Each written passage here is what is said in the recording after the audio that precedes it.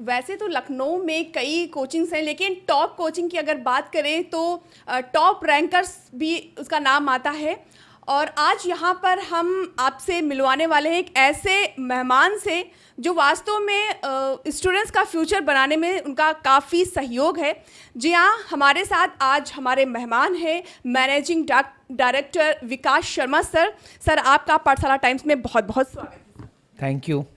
Sir, top rankers, जैसा कि नाम से ही पता चल रहा है कि वास्तव में इसकी इमेज बहुत टॉप पर होगी सर। जी बिल्कुल सही बात है। टॉप रैंकर्स नाम ही ये सजेस्ट कर रहा है कि जो हमारे स्टूडेंट्स हैं उनको टॉप रैंक दिलाई जाए कॉम्पिटिटिव एग्जामिनेशन में।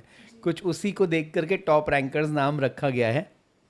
और देश भर में जितने भी ट्रेडिशनल जो मेडिकल और इंजीनियरिंग के एग्ज़ाम के अलावा बच्चे हैं जो एस्पायर करते हैं कुछ अलग हटके करने के लिए, तो हम उनको काफ़ी अच्छे सॉल्यूशंस प्रोवाइड कर रहे हैं। For example, top rankers provide करता है लॉ के एस्पिरेंट्स को बहुत अच्छा solution under its brand name legal edge. Top rankers provide करता है जो बच्चे मैनेजमेंट की पढ़ाई करना चाहते हैं उनको काफ़ी अच्छी training in under the brand name super grades, जहां हम मैनेजमेंट के कोर्सेज बच्चों के लिए रन करते हैं, CUET के लिए कोर्सेज रन करते हैं। टॉप रैंकर्स प्रोवाइड करता है उन स्टूडेंट्स को जो कि डिज़ाइनिंग में, फैशन में अपना करियर बनाना चाहते हैं, उनको कोर्सेज रन करता है उनके लिए under the brand name creative edge. तो ये जो भी नॉन कन्वेंशनल जो करियर ऑप्शंस हैं या न्यू एज करियर ऑप्शन आप बोल सकती हैं, उनके लिए ये टॉप रैंकर्स काफ़ी कुछ काम कर रहा है देश भर में। सर, जो 12th पास स्टूडेंट्स हैं उनके लिए कौन सी बेस्ट तैयारी रहेगी कि वो तुरंत अपनी तैयारी शुरू कर दें? किस परीक्षा के लिए वो सजेस्ट करेंगे आप सर? देखिए, 12th पास ही क्यों, मैं तो 10th पास स्टूडेंट्स के लिए बात कर रहा हूँ। इस समय कंपटीशन बच्चों के लिए काफ़ी मतलब हाई है इस समय। तो जो बच्चे प्रायर इन्फॉर्मेशन के साथ टाइमली अपनी प्रिपरेशन शुरू करते हैं, वो स्कूल एजुकेशन के साथ ही साथ slowly and gradually top level को अचीव कर सकते हैं। तो इसीलिए हमारा ये मानना है, और हम स्कूल्स में भी जाके बच्चों को एजुकेट करते हैं कि भाई राइट आफ्टर क्लास 10th आप अपनी प्रिपरेशन शुरू करो। जस्ट लाइक इंजीनियरिंग और मेडिकल, अगर आपकी करियर चॉइस उनके बियॉन्ड है कुछ, तो इसमें साइंस ग्रुप वाले भी आ सकते हैं। मेरे पास बहुत स्टूडेंट PCM ग्रुप के हैं, PCB ग्रुप के हैं, कॉमर्स वाले हैं, ह्यूमैनिटीज़ वाले हैं। तो ये जो भी हम बातें कर रहे हैं ये उन बच्चों के लिए कर रहे हैं जो इनमें से किसी स्ट्रीम के हैं, लेकिन वो एक ट्रेडिशनल इंजीनियरिंग या मेडिकल में नहीं जाना चाहते, उसके बियॉन्ड कुछ देख रहे हैं जिसको हम न्यू एज कैरियर कह रहे हैं। तो अगर वो उसमें देख रहे हैं तो उसकी तैयारी वो क्लास 11 से शुरू करें। अब उसमें क्लैट की तैयारी हो सकती है, IPM की हो सकती है, या अपने वो फ्यूचर को देखते हुए अगर वो ग्रेजुएशन प्रोग्राम या मास्टर्स प्रोग्राम के लिए फ्यूचर में जाना चाह रहे हैं तो CUET के लिए भी हो सकती है प्रिपरेशन। सिमिलरली निफ्ट NIT की तैयारी हो सकती है। तो क्लास 11 बेस्ट टाइम है, क्योंकि क्लास 10 के बाद एक अच्छा खासा गैप मिलता है बच्चों को। उस गैप का सही यूटिलाइजेशन, क्लास 11 थोड़ा सा ब्रीदिंग स्पेस देता है बच्चों को, तो उसका सही यूटिलाइजेशन उनको राइट आफ्टर क्लास 12 एक अच्छे कॉलेज में एडमिशन दिला सकता है। सर, अभी क्लैट तो हमने सुना है, ऑलमोस्ट सभी ने सुना होगा, पर IPM कुछ थोड़ा नया लग रहा है मेरे लिए। सर, क्या सिलेबस है और किस विभाग के लिए ये तैयारी करते हैं बच्चे? देखिए, क्लैट काफ़ी पॉपुलर रहा है रिसेंट टाइम में। IPM की जानकारी बच्चों के पास लिमिटेड है। मेट्रोज़ में काफ़ी बच्चे सजग हैं, एक्टिव हैं, उनके पास जानकारी काफ़ी है। बट अभी जो Tier 2 टाउन्स हैं उनमें इतनी जानकारी बच्चों को नहीं है। तो हम जब कॉलेजेस में जाते हैं, बच्चों से बात करते हैं, हम खुद भी सरप्राइज रहते हैं। इवन टीचर्स को भी अवेयरनेस कम है, बिकॉज बहुत सारी चीज़ें बहुत तेज़ी से बदल रही हैं, डायनेमिक सिनेरियो है एजुकेशन में। तो IPM बेसिकली ये कहानी है कि जो IIMs है ना, उन्होंने ये बात रियलाइज़ करी कि उनके पास जो स्टूडेंट आ रहे थे वो आफ्टर ग्रेजुएशन आ रहे थे। कुछ लोग ऐसे भी आ रहे थे जो वर्क एक्स लेने के बाद आ रहे थे। तो उनको ये बात रियलाइज़ हुई कि कहीं ना कहीं अगर वो स्टूडेंट्स को राइट आफ्टर क्लास 12 कैच कर पाएँ तो उनके ऊपर ज़्यादा वर्क कर पाएंगे। तो इसी को ध्यान में रखते हुए IIM इंदौर ने लीड देते हुए एक 5 ईयर का इंटीग्रेटेड कोर्स शुरू किया, जिसको वो बोल रहे हैं IPM, integrated program in management. तो यहाँ बच्चे 3 साल का ग्रेजुएशन भी IIM में कर रहे हैं और अपना MBA भी IIM से कर रहे हैं। अब कंपेयर करिए एक ऐसे बच्चे को जो लेट्स से ग्रेजुएशन किसी एक टीयर 2 या टीयर 3 टाउन में कर रहा है, लेकिन एमबीए करने कैट का एग्ज़ाम दे करके वो आईएम जा रहा है। तो एक बच्चा सिर्फ 2 साल आईएम रुका और दूसरा बच्चा 5 साल आईएम रुका। तो आईएम का जो इन्वायरमेंट है, जो पीयर ग्रुप है, जो टीचर्स है, उनकी मेंटरिंग उसको 5 साल के लिए मिलेगी। बहुत ही अमेजिंग रिजल्ट उससे बच्चों को मिलते हैं। सर अभी ज़्यादातर देखा जाता है कि जब बच्चा थोड़ा सा जानकारी होती है उसके पास, 12th या 10th आप ले लें, इसके बाद फैमिली के द्वारा उस पर प्रेशर बनाया जाता है, नहीं आप इसकी पढ़ाई करो, उसकी पढ़ाई करो, जबकि बच्चा पढ़ने में इंटरेस्ट किसी और में ले रहा है। उसके लिए क्या सजेस्ट करना चाहेंगे सर? ये अनफॉर्चुनेटली आपने जो बात रेस करी है, ज़्यादातर लोगों के साथ प्रॉब्लम है।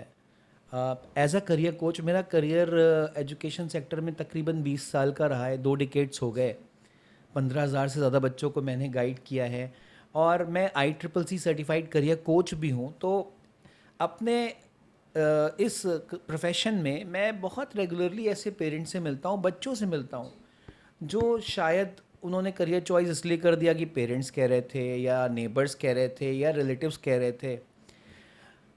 ये चीज़ गलत है। इससे क्या होता है, बच्चे आगे चल के फ्रस्ट्रेट हो जाते हैं जब वो अपने करियर में आगे जाते हैं, क्योंकि जिस चीज़ को आप पसंद ही नहीं कर रहे हैं, सिर्फ मॉनेटरी गेन्स के लिए आपने उसमें अपनी एंट्री कर ली, तो जब आपका पैशन नहीं होगा तो फिर आप उसके लिए रोज़ मेहनत कैसे कर पाएंगे। अब आजकल चीज़ें इतनी डिमांडिंग हो गई हैं, मुझे पढ़ाना अच्छा नहीं लगेगा तो मैं रोज़ मेहनत कैसे करूँगा बच्चों के लिए, मैं खुश होकर कैसे पढ़ाऊँगा। आपको अपना प्रोफेशन अच्छा नहीं लगेगा तो आप कैसे लोगों का इंटरव्यू रेगुलरली लेंगी, आपको लोगों से मिलना अच्छा लगता है। तो same goes for this also, management में भी या लॉ में भी, दोनों में ये बातें हैं। और चूंकि यहाँ पे स्टेक होल्डर्स कई हैं, जैसे कि स्टेक होल्डर, इसमें मैं जब बोल रहा हूँ तो मेरा मतलब है स्टूडेंट है स्टेक होल्डर, उसके टीचर्स हैं, पेरेंट्स भी हैं और हम लोग भी हैं जो हम उनको गाइड करते हैं, एजुकेशनिस्ट। तो चूंकि यहाँ स्टेक होल्डर्स जो सबसे ज़्यादा बड़े डिसीजन मेकर है वो पेरेंट्स हैं, तो उनकी काउंसलिंग करना ज़्यादा ज़रूरी है। तो हम जब भी बच्चों की काउंसलिंग करते हैं हम बोलते हैं कि पेरेंट्स को लेके आओ, बट फिर भी हम नोटिस करते हैं कई बार ऐसा होता है कि इतना समझाने के बावजूद भी पेरेंट्स की जितनी भी अवेयरनेस होती है वो उसी हिसाब से बच्चों को गाइड करते हैं। सर कहीं ना कहीं लगता है कि वो पेरेंट्स जो होते हैं हमारे, वो दूसरे पेरेंट्स को देखकर, या उनका बच्चा इतने हाई लेवल पहुंच गया तो तुम भी बेटा इसी तैयारी करो। आपने बिल्कुल सही बात पॉइंट आउट करी, यही हो रहा है ज़्यादातर, और इस वजह से हम अपने बच्चों के ऊपर प्रेशर भी बहुत डाल रहे हैं। देखिए, हर बच्चा यूनिक है, उसके अंदर यूनिक टैलेंट है। मेरे बहुत सारे ऐसे स्टूडेंट रहे हैं जो क्लास में इतने अच्छे मेरिटोरियस स्टूडेंट नहीं रहे एकेडमिकली, लेकिन आज वो बहुत अच्छा कर रहे हैं। मैं इंजीनियरिंग कॉलेजेस में बच्चों को पढ़ाता था फॉर कैंपस रिक्रूटमेंट, वहाँ 2-3 बच्चे ऐसे मुझे मिले जिनको पढ़ाई में बिल्कुल इंटरेस्ट नहीं होता था। मैं डांटता भी रहता था पर कहते सर मेरा इंटरेस्ट नहीं है। खुल के बोल देते हैं ऐसे बच्चे। तो हाँ, खुल के बोल देते। मैंने कहा भाई ठीक है, फिर आप शांति से बैठो और बच्चों को डिस्टर्ब मत करो। अब देखता हूँ तो वो बच्चे, उन्होंने एक अनकन्वेंशनल पाथ लिया, यूट्यूबर बन गए और आज जो अर्निंग कर रहे हैं वो कई गुना ज़्यादा है उन बच्चों से जो बहुत मेरिटोरियस बच्चे क्योंकि हैं। सर उसमें इंटरेस्ट आ रहा है उनको, और वो जान रहे हैं कि जॉब से अच्छा है एक ये अच्छा प्लेटफॉर्म है कमाने का। तो मेन बात यहाँ पर ये है कि पैशन जिस चीज़ में आपका है ना, जिस चीज़ को करने में आपको आनंद आए, आपको, मुझे लगता है उसी फील्ड में जाना चाहिए, वही काम करना चाहिए। और पेरेंट्स काफ़ी हद तक तो समझने लगे हैं, लेकिन फिर भी अभी काफ़ी कुछ करने की ज़रूरत है, पेरेंट्स को अवेयर करने की ज़रूरत है। तो सर काउंसलिंग क्लास आप करते हैं यहाँ पर? रेगुलरली करते हैं, हम स्कूल्स में जाके बच्चों से मिलते हैं, बट स्कूल में एक ड्रॉबैक रहता है, पेरेंट्स से मुलाकात नहीं हो पाती है। हमारे पास जब पेरेंट्स वॉक इन करते हैं तो हम उनसे बात करते हैं, उनको गाइड करते हैं, क्योंकि कई बार पेरेंट्स हमारे पास जब आते हैं तो उनके पास 3 चॉइसेस रहती हैं। वो कहते हैं सर लॉ के लिए जाएँ या मैनेजमेंट के लिए जाएँ या ग्रेजुएशन या पोस्ट ग्रेजुएशन अपने ही स्ट्रीम का कुछ कर लें CUET के थ्रू, तो वहाँ पर हम उनको हेल्प कर पाते हैं। लेकिन अभी भी बहुत बड़ा सेगमेंट ऐसा है जो PCM करने का सोचता है मेरे पास करियर चॉइस सिर्फ इंजीनियरिंग है, या अगर हमने बायो ले लिया तो मेरे पास करियर चॉइस सिर्फ डॉक्टरी है, जबकि बहुत सारे वहाँ पे भी करियर ऑप्शंस खुल गए हैं बच्चों के लिए। सर जस्ट लाइक जैसे कि फार्मेसी का एक अच्छा एरिया हो सकता है, बायोटेक्नोलॉजी हो सकता है, और अब तो वायरोलॉजी वाला आ गया है सेगमेंट। आपने देखा कोविड के समय कितनी ज़रूरत महसूस हुई, लोग जानते ही नहीं थे वायरोलॉजिस्ट क्या होता है। तो इस तरह के बहुत सारे नए करियर ऑप्शंस खुलते चले जा रहे हैं। तो सर अभी हम दो पर्टिकुलर कोर्स की बात करते हैं, एक तो क्लैट, दूसरा आईपीएम जो नया है, बेसिकली ज़्यादा लोग नहीं जानते हैं। तो इसके लिए किस तरह से तैयारी करें और आपके यहाँ किस तरह की तैयारी कराई जाती है, और कौन सा प्रकाशन सही रहता है? देखिए, मैं आपको ये बताना चाह रहा था कि क्लैट जो है लॉ एंट्रेंस के लिए एग्जामिनेशन है। तो ये बेसिकली नेशनल लॉ यूनिवर्सिटीज़ के लिए कंडक्ट किया जाता है। नेशनल लॉ यूनिवर्सिटी, ये मान के चलिए जैसे इंजीनियरिंग के लिए आईआईटी है, तो वैसे अगर कोई लॉ के लिए इस कंट्री में सोचता है ना, तो अब उसके लिए नेशनल लॉ यूनिवर्सिटीज़ बना दी गई हैं सरकार के द्वारा। तो देश भर में 26 नेशनल लॉ यूनिवर्सिटी हैं, जिसमें 25 नेशनल लॉ यूनिवर्सिटी तो क्लैट के कंसोर्टियम के थ्रू अपना एंट्रेंस लेती हैं, और एक नेशनल लॉ यूनिवर्सिटी दिल्ली है जो कि अपना अलग एग्ज़ाम कंडक्ट कराती है, AILET के नाम से, आईलेट के नाम से। इसके अलावा कई सारे और अदर एग्जामिनेशंस कंट्री में होते हैं जो अलग अलग कॉलेजेस के लिए हो सकते हैं। कई कॉलेजेस हैं अपार्ट फ्रॉम नेशनल यूनिवर्सिटीज़। तो इसमें जब बच्चा तैयारी करेगा तो पहले उसको ये समझना चाहिए कि इसमें आता क्या है, सिलेबस क्या है। तो बेसिकली इसमें जो सिलेबस होगा, मैथ्स है, रीजनिंग है, इंग्लिश है, इसके अलावा लीगल एप्टीट्यूड है, जीके एंड करंट अफेयर्स है। कुल मिला के 5 सेक्शन है। 120 क्वेश्चन का ऑब्जेक्टिव टाइप पेपर होता है, 120 मिनट का पेपर होता है। अब इसकी तैयारी, चूँकि कंपटीशन काफ़ी इंटेंस है, टाइमली शुरू करनी चाहिए। कुछ बच्चे 11th में करते हैं, कुछ 12th में करते हैं, कुछ 12th के बाद जागरूक होते हैं, वहाँ शुरू करते हैं। तो हमारे पास बहुत ऐसे केसेस आए जो बच्चे नीट में थे, उन्होंने नीट ड्रॉप किया, क्लैट के लिए आ गए और टॉप भी किया यहाँ आकर के। इंजीनियरिंग कर रहे थे कोटा से, कोटा मन नहीं लगा, अच्छा कॉलेज नहीं मिला, कहने लगे नहीं हम कुछ नया स्टार्टिंग से करेंगे। उसमें जजेस के बच्चे भी हैं हमारे पास इस सिटिंग जजेस के बच्चे हैं, तो वो भी तैयारी कर रहे हैं। तो ये बच्चे जो है, मेरा ये मानना है, अगर उनके पास अवेयरनेस है तो क्लास 10 के बाद अगर हम उनसे मुलाकात कर पाएँ, उनको बता पाएँ, तो उनको क्लास 10 के बाद ही तैयारी शुरू कर देनी चाहिए, क्योंकि उनको समय मिलता है। अब ये पेपर क्या डिमांड करता है? पेपर डिमांड करता है कि आपकी रीडिंग स्किल्स अच्छी होनी चाहिए, जो वैसे भी होनी चाहिए, लेकिन हमारा एजुकेशन सिस्टम बच्चों को प्रेरित नहीं करता है बहुत ज़्यादा कि अपनी रीडिंग करो, अपना रिसर्च करो। तो जो बच्चे रीडिंग में अच्छे हैं, उनको वैरायटी रीडिंग पसंद है, न्यूज़पेपर पढ़ने की आदत है स्कूल के समय से ही, पेपर बहुत ज़्यादा सही रहता है। बहुत सही रहता है, क्योंकि आपको बहुत सारी जानकारी एक न्यूज़पेपर के अंदर समाहित होकर एक साथ मिल जाती है। तो न्यूज़पेपर पढ़ें, वोकैबलरी भी अच्छी होती रहती है अगर आप इंग्लिश के न्यूज़पेपर पढ़ रहे हैं तो न्यूज़पेपर पढ़ने की हैबिट हो। दूसरा, उनको डिबेटिंग अच्छी लगती हो, आर्ग्यूमेंट करना with reason, facts and figures अच्छा लगता हो, तो ये कैटेगरी के बच्चे लॉ में जा सकते हैं।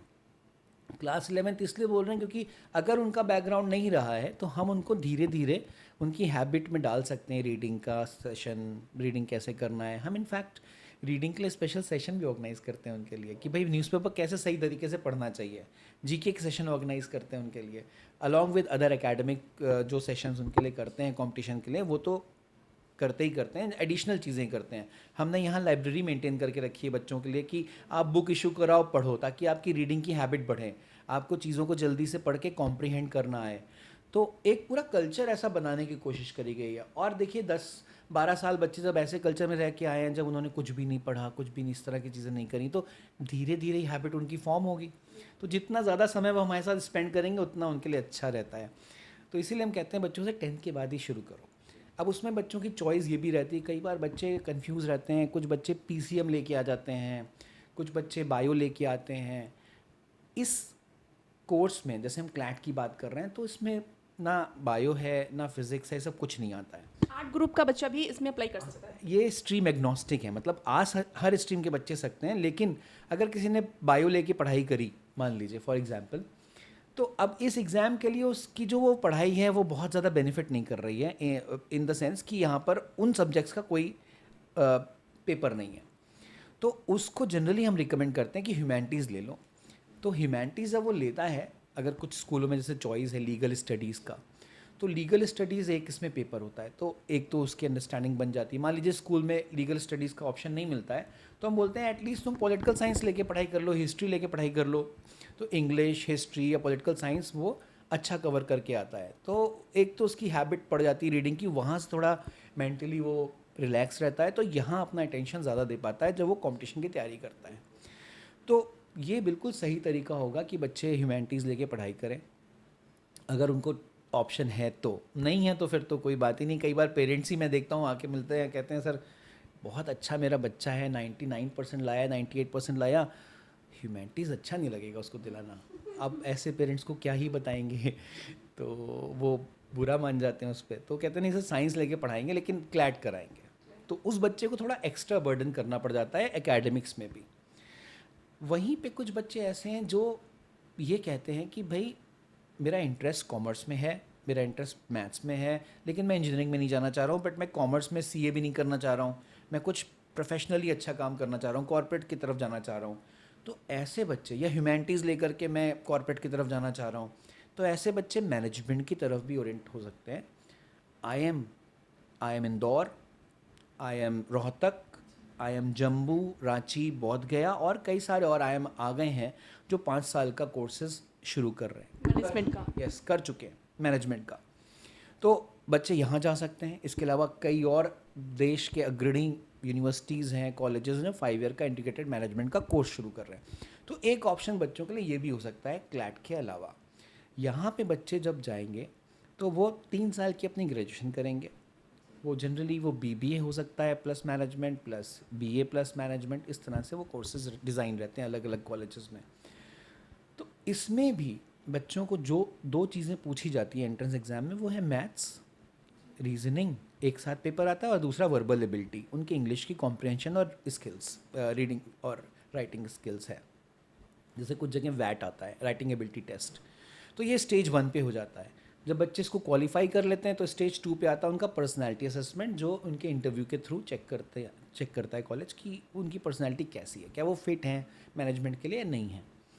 तो जो बच्चे इस फील्ड में जाना चाह रहे हैं उनके लिए भी 11 से ही सही टाइम है तैयारी करने का, बिकॉज यहाँ पे भी इंग्लिश 11 से सर तैयारी कर सकते हैं। फॉर्म किस क्लास से मतलब अप्लाई कर सकते हैं? 11th 12th 2 साल वो तैयारी करें, और 12th करते करते वो फॉर्म्स के लिए अप्लाई करें। जनरली इसका एग्ज़ाम मई के मंथ में होता है। तो जो बच्चा क्लास 12 दे रहा है एग्ज़ाम, अगर उसने बोर्ड लिखा मार्च के महीने में, तो मई के मंथ में वो जा कर के इसका एग्ज़ाम दे देगा आईएम के लिए। फॉर्म करीब सर किस महीने में आता है? फॉर्म ये मान के चलिए 2 से 3 महीना पहले आ जाता है। तो मई में अगर एग्ज़ाम है तो 2 से 3 महीना पहले उसका फॉर्म आ जाएगा, बच्चे फिल कर सकते हैं और उसके बाद वो अपियर हो सकते हैं एग्ज़ाम के लिए। सर कितनी कॉस्ट आती है क्लैट की पढ़ाई करने के लिए और मैनेजमेंट के करीब? अगर आप कॉलेज का फ़ीस जानना चाह रही हैं तो ये मान के चलिए कि अलग अलग एनएलयूज़ का अलग अलग प्राइस ब्रैकेट है। तो जो सबसे पॉपुलर एनएलयू है पूरे इंडिया में वो है national law university Bangalore, yes best. और आपको मैं बताऊं कि बहुत लिमिटेड सीट्स होती हैं उसमें, देश भर के बेस्ट ऑफ द बेस्ट जो लॉट है वो compete करता है। और लखनऊ सेंटर से हम लोगों ने लास्ट ईयर 3 बच्चों को नेशनल यूनिवर्सिटी बैंगलोर भेजा, 3 बच्चे सिर्फ बहुत एक ही अच्छी सेंटर से। इसके अलावा बहुत सारे राम मनोहर लोहिया नेशनल यूनिवर्सिटी लखनऊ में काफ़ी बच्चे सेलेक्ट होके गए हमारे, दिल्ली में गए बच्चे सेलेक्ट होके एनएलयू दिल्ली। तो ये प्राइस की आपने जो क्वेश्चन पूछा, तो 10 लाख रुपए 5 साल की पढ़ाई का 10 लाख रुपए से 25 लाख रुपए की रेंज में ये फ़ीस आएगी 5 साल की, मोटा मोटी यही रहेगा। सर टॉप रैंकर्स क्या फीस लेता है? मैं वो भी बता देता हूँ। इसके अलावा मैनेजमेंट की अगर हम बात करें तो मैनेजमेंट जो आईएम से हम बात कर रहे हैं, तो उसमें एक खास बात ये समझनी पड़ेगी कि पहली 3 साल की पढ़ाई तो बच्चे ग्रेजुएशन की सेपरेट करते हैं, लेकिन लास्ट 2 इयर्स की पढ़ाई वो कैट के जो इनटेक होता है ना उनके साथ बैठ के कंबाइंड पढ़ते हैं। तो जो आईएम की फ़ीस लगती है उन बच्चों के लिए वही सेम लास्ट 2 इयर्स की फ़ीस लगेगी बच्चों की। तो तकरीबन वो 30 लाख रुपए के आसपास फ़ीस टोटल बनती है, 30-35 लाख रुपए के आसपास बनती है। बट जो उनका रिटर्न ऑन इन्वेस्टमेंट है काफ़ी अच्छा है, तो वो वर्थ इट है। जैसे ही बच्चे वो पास आउट होते हैं अच्छा प्लेसमेंट उनका मिलता है। तो अगर हम क्लैट की बात करें तो 8 लाख रुपए से 25 लाख रुपए तक का प्लेसमेंट कॉर्पोरेट सेक्टर में एज लीगल ऑफिसर या लॉ फर्म्स में। मैनेजमेंट की बात करें तो वहाँ पे जो मीडियन सैलरी रहती है वो तकरीबन 25 लाख रुपए 27 लाख रुपए median salary, I am Indore की बात मैं कर रहा हूँ, ये रहती है। अब हम क्लैट के कोर्स की बात करें टॉप रैंकर्स में, तो हमारे पास कई ऑप्शंस अवेलेबल रहते हैं। मैं एग्जैक्ट तो फीस आपको नहीं बता सकता अभी, लेकिन ये बता सकता हूँ कि जो एवरेज फ़ीस नॉर्मली रहती है वो in the bracket of 1 to 1.5 lakhs रहती है। जैसे 2 ईयर कोर्स है, 1 ईयर कोर्स है, कुछ क्रैश कोर्सेज रहते हैं, तो अलग अलग टाइप के कोर्स रहते हैं। सर जो स्टूडेंट्स फाइनेंशियली प्रॉब्लम उनके पास होती है तो उनसे मतलब थोड़ा थोड़ा करके हम पैसे ले सकते हैं, फीस ले सकते हैं सर? जी बिल्कुल, हम लोग as a top ranker institute ना ये बात मानते हैं कि बहुत सारे हमारे पास ऐसे बच्चे आते हैं और जिनको फाइनेंशियल अगर कोई इशू है तो उनको हम स्कॉलरशिप टेस्ट प्रोवाइड करते हैं। वो अपने मेरिट के बेसिस पे जितनी स्कॉलरशिप अर्न करते हैं वो हम उनको फीस में उतना रिलैक्सेशन कर देते हैं। It can go up to 100%। मेरे पास ऐसे हर साल कम से कम 10 से 15 केस आते हैं जिनको फाइनेंशियल इश्यूज़ रहते हैं। जैसे इस बार हमारे पास एक टी स्टॉल ओनर के बच्चा पढ़ने आया, टी स्टॉल उनका चलता था, तो उन्होंने हमें फ़ीस के लिए बोला कि सर हमारी इनकम बहुत कम है।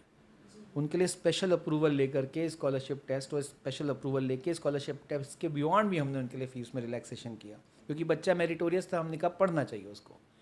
इसी तरह होम गार्ड का बच्चा पढ़ने आया, उसके लिए किया। तो बहुत सारे ऐसे एग्जाम्पल हैं। फाइनेंशियल कंस्ट्रेंट नहीं है उन बच्चों के लिए जो कुछ करना चाहते हैं और मेरिटोरियस हैं। सर कभी कभी लग जाता होगा, सामने से आप ऑब्जर्व कर लेते होंगे कि वास्तव में बच्चा पढ़ने के लायक है कि नहीं, अगर हम उसके लिए फ़ीस कम करते हैं तो करना चाहिए या नहीं करना चाहिए, कभी आप सोचते होंगे? कभी कभी नहीं, ज़्यादातर समय 22 साल का एक्सपीरियंस तो बहुत है, बच्चे से 1 सेकंड बात करके ये आइडिया लग जाता है कि ये बच्चा कुछ करेगा बड़ा कि नहीं करेगा। तो अगर ऐसा बच्चा है और अगर फाइनेंशियल कंस्ट्रेंट की वजह से वो रुका है तो उसको हम जो मदद हमारी तरफ से हो सकती है हम हर संभव मदद करने की कोशिश करते हैं। अभी प्रेजेंट टाइम में सर कितने स्टूडेंट्स होंगे? देखिए, ये नेशनली तो हम लोग जो बच्चे पढ़ाते हैं वो काफ़ी बड़ा नंबर रहता है, लेकिन लखनऊ सेंटर में हम लोगों ने लास्ट ईयर अराउंड 100 स्टूडेंट्स को ट्रेन किया और इस साल ये संख्या हमारी जो है जस्ट डबल हो गई है। हम बिल्कुल लिमिटेड स्टूडेंट्स के साथ ही काम कर रहे हैं, एकदम फोकस काम कर रहे हैं और कोशिश ये कर रहे हैं कि उन बच्चों पे ज़बरदस्त मेहनत करी जाए और ज़बरदस्त रिजल्ट दिए जाएँ। तो एकदम फोकस्ड है। 100 लास्ट ईयर, इस साल 200, अगले साल 400, क्योंकि इंफ्रास्ट्रक्चर भी बच्चों को उतना अच्छा देना चाहिए। सेफ्टी सिक्योरिटी आजकल आप देख ही रही हैं बहुत बड़ा कंसर्न है, तो वो सेफ्टी सिक्योरिटी बच्चों के लिए बिल्कुल प्रॉपर होनी चाहिए। Proper fire extinguisher, proper classes, AC installed. हमारे सारे क्लासेस में हाइब्रिड मोड है, मतलब कि जो भी क्लासेस हम यहाँ कंडक्ट करते हैं ऑफलाइन में, वो बच्चे अपने घर से भी ऑनलाइन तुरंत लाइव वॉच कर सकते हैं। क्लास ख़त्म हो गया तो उनके पोर्टल पे उसकी रिकॉर्डिंग अवेलेबल रहती है। तो टेक्नोलॉजी का जो यूज़ हम लोग करते हैं वो अनमैच्ड है, पूरी कंट्री में ऐसा कोई नहीं करता है। इस तरह का सपोर्ट बच्चों को प्रोवाइड करते हैं। तो आइडिया यही है कि जो भी बच्चे आ रहे हैं उनको best of the best support दिया जाए। स्पेशली मैं अगर आपसे बात करूं तो हमारे जो मेंटर्स हैं ना, they are one of the best, because जिस तरह का डेडिकेशन इन्वॉल्वमेंट टॉप रैंकर्स में बच्चों के सक्सेस के लिए है वो अनमैच्ड है और इसी वजह से आपको इतने अच्छे रिजल्ट्स दिखते हैं। जो बच्चे रिज़ल्ट लेके आते हैं वो बहुत बड़े बड़े शहरों के बच्चे नहीं हैं। जिस बच्चे ने यूपी टॉप किया है क्लैट में लास्ट ईयर, वो पीलीभीत का स्टूडेंट था, लखनऊ आके रह के पढ़ाई करी और यूपी की फर्स्ट रैंक निकाली उसने। सर अभी टॉप रैंकर से अभी कितने स्टूडेंट आज अपना सपना लेकर यहाँ से निकले, उनका तुरंत सपना भी पूरा हो गया? कितने सर स्टूडेंट्स होंगे? देखिए, ये नंबर तो बड़ा है, लेकिन मैं अगर टॉप के रिजल्ट्स की बात करूं, जैसे मैंने आपको बताया एनएलएस बैंगलोर 3 बच्चे गए, इसके अलावा राम मनोहर लोहिया नेशनल यूनिवर्सिटी लखनऊ गए 6 से 7 बच्चे, एनएलयू दिल्ली एक स्टूडेंट गई। इस तरह से बहुत सारे स्टूडेंट्स हैं, मैं आपको पूरी लिस्ट दे दूंगा। तो ये मान के चलिए कि जितने बच्चे हम लोगों ने लास्ट ईयर तैयारी कराई, उनको 100 बच्चे थे, उसमें से करीब 60 to 70 स्टूडेंट्स ने अपना जो भी ड्रीम कॉलेज था, अगर उनको वो चॉइस का मिल गया, उन्होंने ज्वाइन कर लिया। कुछ बच्चे ऐसे जिनका वो सपना था कि हम कहीं और जाएंगे, थोड़ी नीची रैंक आ गई, वो दोबारा तैयारी कर रहे हैं, या उन्होंने फिर ड्रॉप कर दिया, कुछ और आइडिया उनका बन गया। क्योंकि ये 12th के बाद क्या रहता है, कई बार बच्चे अलग अलग माइंड में रहते हैं। कुछ सेंट्रल यूनिवर्सिटी चले गए जिसमें बनारस, कन्फ्यूजन भी बहुत रहती है 12th के बाद स्टूडेंट्स। मेरे पास जैसे कि नीट वाले कई स्टूडेंट्स आए, उनका अब पेरेंट्स की तरफ से प्रेशर है, उन्होंने कहा मुझे लॉ करनी है। तो जैसे उनका रिजल्ट आया, पेरेंट्स का प्रेशर आ गया कि नहीं तुम्हें ये नहीं ये करना है, तो वो चेंज कर लेते हैं ट्रैक कई बार। तो आज क्लैट और मैनेजमेंट कोर्स से रिलेटेड जितने भी कन्फ्यूज़न हैं वो शायद ऐसे स्टूडेंट के कन्फ्यूज़न दूर हो गए होंगे, क्योंकि टॉप रैंकर्स लखनऊ का जाना माना ये कोचिंग सेंटर है और हमारे विशाल सर ने इतनी अच्छी जानकारी दी। तो वास्तव में और अच्छी बात ये है कि यहाँ पर जो सपना लेकर स्टूडेंट्स आते हैं तो कहीं ना कहीं उनका सपना ज़रूर पूरा होता है। और ये आपने भी सुना कि यहाँ से कितने बच्चे गए जो आज अपना करियर बना चुके हैं और यहाँ करियर बनाने के लिए आते हैं और उनका सपना यहाँ पर पूरा होता है। तो अगर आप भी अपने भविष्य को उज्जवल बनाना चाहते हैं, आप भी अपने सपनों को पूरा करना चाहते हैं, तो टॉप रैंकर्स आपके लिए बेस्ट होगा। कैमरा पर्सन मोहित के साथ मैं मधुमिता, पाठशाला टाइम्स, लखनऊ।